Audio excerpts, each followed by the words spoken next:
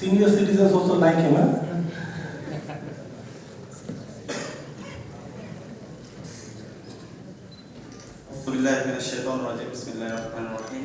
Alhamdulillah Rabbil Alamin wa ala alihi muttaqin wa salatu wassalamu ala sayyidil mursalin wa ala alihi wa ashabihi ajma'in.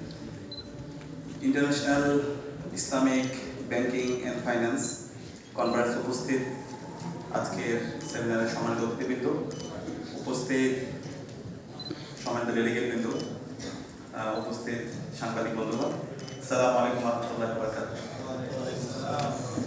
আজকে যে conference, এই কনফারেন্সের শুরুতে আমাদের কিছু মানুষের স্মরণ করা দরকার, যাদের হাত ধরে বাংলাদেশ ইসলামিক ফাইন্যান্স এসেছে এবং যাদের হাত ধরে বাংলাদেশ ইসলামিক ব্যাংকিং এসেছে। এর মধ্যে অন্যতম বায়ানিয়ার হলো শাহ আব্দুল হান্নান। শাহ আব্দুল হান্নানের একটি আত্মজীবনী আছে, আমার কাল আমার চিন্তা, এই বইটা আমাদের সবার পড়া দরকার। এবং এই শাহ আব্দুল হান্নান চাচার সাথে আমার কিছু স্মৃতি আছে, আমি তার সাথে দেখা করেছি, আমি তার স্ট্রাগল দেখেছি, তার ভীষণগুলো আমি শুনেছি। তিনি তার বক্তব্যে, তার গল্পে, তার পাঠচক্রে তিনি বলেছেন, আমাদেরকে বলতেন, ভাতিজারা, আমি সারা জীবন কয়েকটা কাজ করেছি, এর মধ্যে আমার ফার্স্ট প্রায়োরিটি ছিল আমি সারা জীবন ইসলামী অর্থনীতি প্রতিষ্ঠা করার জন্য আমি কাজ করেছি। ইসলামিক অর্থনীতি, ইসলামিক ব্যাংকিং, এটাকে প্রাতিষ্ঠানিকরণ করার জন্য আমার সারা জীবনে স্ট্রাগল ছিল। তোমরা এই কাজটা জারি রাখবা। তার মৃত্যুর 1 বছর আগে তিনি আমাদের একটা সম্মেলনে তিনি আমাদেরকে সে পরামর্শটা দিয়েছেন। দ্বিতীয়ত আমি একটা কাজ করেছি, সেটা হচ্ছে পাঠচক্র। আমি সবসময় চেষ্টা করতাম আমার যারা কলিগরা থাকতো, আমার যারা বন্ধুরা আছে, তাদেরকে নিয়ে আমি সবসময় পাঠচক্র করার চেষ্টা করতাম। আমি যা জানতাম তাদের কাছে আমি তা ছড়িয়ে দেওয়ার চেষ্টা করতাম। তোমরা সেই কাজটা অব্যাহত রাখার চেষ্টা করবা। আর দ্বিতীয়ত আমি সবসময় ইনসাফের পক্ষে থাকার চেষ্টা করতাম। ইনসাফ সেটা যতই কঠিন হোক, যতই আমার উপর হুমকি থাকুক, আমি সবসময় ইনসাফের উপর, সত্যের উপর এবং সবকে জারির কাজ আমি জারি রাখার চেষ্টা করতাম। সেই কাজটা তুমি অব্যাহত রাখার চেষ্টা করবা। তো আজকে যে আমরা ইসলামিক ফাইন্যান্সের উপর আলাপ করছি, এই ইসলামিক ফাইন্যান্স বাংলাদেশে প্রমিনেন্ট করা, ইসলামিক ব্যাংক তৈরি করা, সেটার পিছনে শাহ আব্দুল হান্নান চাচার সীমাহীন ওনার ত্যাগ আছে, সময় আছে। এবং শাহ আব্দুল হান্নান তিনি একটি সফল আমলা ছিলেন। একজন মানুষ চাইলে কত কাজ করতে পারে, শাহ আব্দুল হান্নান চাচা থেকে দেখলে আমরা শিখতে পারি। তিনি অসংখ্য প্রাইভেট প্রতিষ্ঠান তৈরি করেছেন। তিনি যখন বাংলাদেশ ব্যাংকের ডেপুটি গভর্নর ছিলেন, তখন কনভেনশনাল ব্যাংকের সাথে ইসলামী ব্যাংকের যে জটিলতাগুলো ছিল সেগুলো নিয়ে তিনি কাজ করেছেন। এনবিআর এর চেয়ারম্যান ছিল এবং তার বিরুদ্ধে একটা পয়সার দুর্নীতি কেউ দেখাতে পারেনি।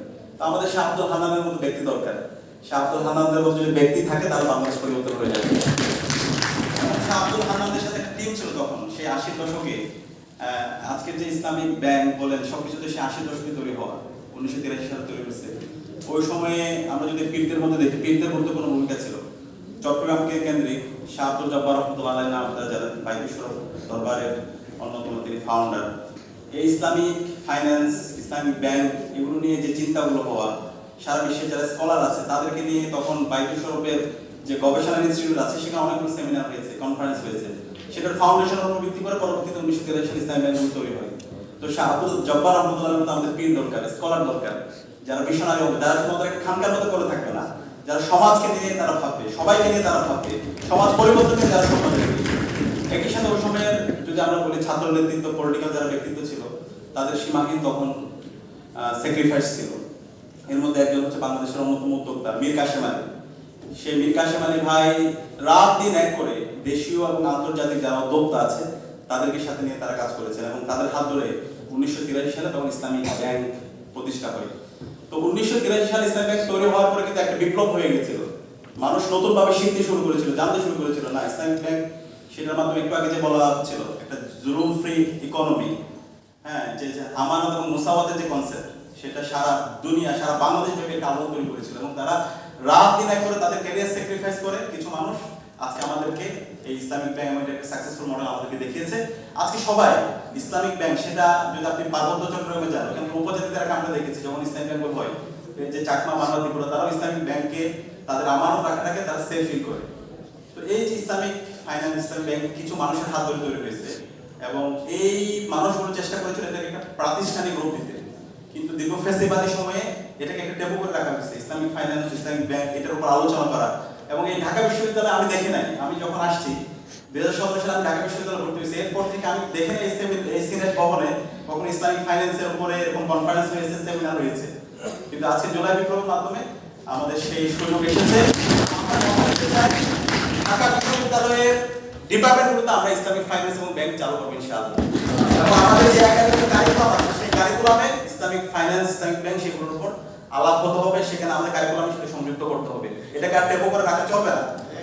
সেই জায়গায় আজকের যে সেমিনার হচ্ছে, এই সেমিনারটি একটা অসাধারণ ঐতিহাসিক একটি উদ্যোগ। ঢাকা বিশ্ববিদ্যালয় কেন্দ্রীয় ছাত্র সংসদ ডাকসু সহ বাংলাদেশের সকল সংসদ, সকল শিক্ষার্থীরা আপনাদের সাথে আছে। এখানে যারা স্কলাররা আছেন, এখানে যারা একাডেমিশিয়ানরা আছেন, আমাদেরকে আরো বেশি সাহসিকতার ভূমিকা রাখতে হবে। আপনাদের সাথে সারা দেশ আছে, সারা দেশের মানুষরা একটি ভালো অর্থ ব্যবস্থা চায়, যেখানে তাদের সবকিছু নিরাপদ থাকবে। আমরা একটা যে জুলাই বিপ্লব করেছি, সেই জুলাই বিপ্লবের মূল কনসেপ্ট হচ্ছে এটাই, যে একটি বৈষম্যহীন ইনসাফ ভিত্তিক বাংলাদেশ বিনির্মাণ করা, একটি হচ্ছে সাস্টেনেবল একটা ইকোনমিক সলিউশন খুঁজে বের করা। তো সেই সলিউশনটা কিন্তু ইসলামিক ইকোনমির মধ্যে আছে, এবং যেখানে আল্লাহ তাআলা বলেছেন ওয়াহালাল্লাহুল বাই'a ওয়া হারামার রিবা। তো সেই জুলুম ফ্রি সোসাইটি করার জন্য আমাদের অর্থ ব্যবস্থাকে ঢেলে সাজাতে হবে। সেই অর্থ ব্যবস্থা ঢেলে সাজানোর জন্য এই ধরনের সেমিনার, কনফারেন্স অনেক বেশি হওয়া দরকার। আমি আশা রাখবো এই ধরনের সেমিনার যেন অব্যাহত থাকে, এবং সেই যাত্রায় ঢাকা বিশ্ববিদ্যালয় কেন্দ্রীয় ছাত্র সংসদ ডাকসু আপনাদের পাশে আমরা সবসময় আমরা থাকতে চাই, আমরা একসাথে কাজ করতে চাই, বিশ্ববিদ্যালয়ের শিক্ষার্থীদেরকে আমরা একসাথে করতে চাই, এবং আমি আপনাদেরকে নিশ্চয় দিতে চাই বাংলাদেশের বর্তমানে যে জাতীয় তরুণরা আছে তারা এই ইসলামিক অর্থ ব্যবস্থাকে তারা গ্রহণ করতে চায়। ইসলামিক ফাইন্যান্স এটাকে একটা প্রাতিষ্ঠানিক রূপ এখন দেওয়া দরকার। এটা কষ্ট লাগে, সেই 83 সালে মালয়েশিয়া আমাদের 2 মাস পরে ইসলামিক ফাইন্যান্স, ইসলামিক ব্যাংকিং তারা শুরু করেছে। আজকে তারা ইসলামিক ফাইন্যান্স এবং ব্যাংকিং মাধ্যমে সারা বিশ্বব্যাপী তারা আলোড়ন তৈরি করেছে। পুরো মালয়েশিয়ার আজকের সবকিছু এটার উপর ভিত্তি করে তারা তৈরি হয়েছে। কিন্তু আমরা বাংলাদেশে 1983 পরে কাজ হয়েছে, কিন্তু এটাকে ইসলামিক ফাইন্যান্স, ব্যাংকিং এটাকে কোনো প্রাতিষ্ঠানিক রূপ আমরা দিতে পারিনি। সেটা একটা জাতিগতভাবে এটা আমাদের একটা ব্যর্থতা।